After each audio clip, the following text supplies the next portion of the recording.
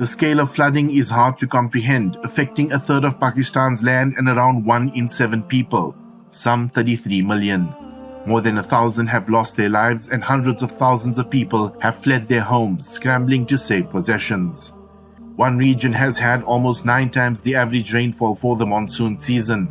The Pakistani government says the bill for reconstruction is estimated to be $13 billion. The scale of the disaster is mind-blowing, and these are very preliminary assessments. There are still areas that no one can still actually access.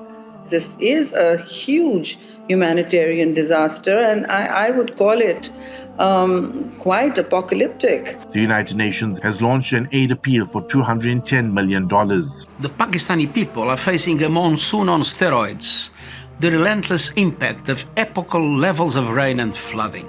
The warming planet is a significant factor. Higher temperatures are making for heavier rainfalls across most of the world, and Pakistan's thousands of glaciers are more rapidly melting into its rivers. This year has been 53 degrees plus the mercury, and we've been the hottest place on the planet.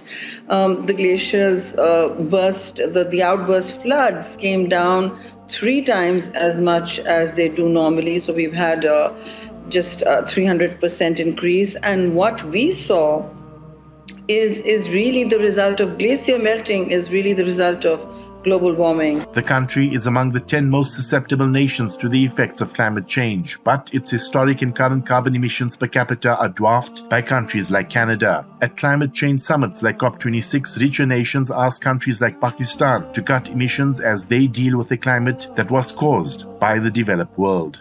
The country needs all the help it can get to recover from its worst natural disaster in decades. Yakut Tobias for CI Radio News.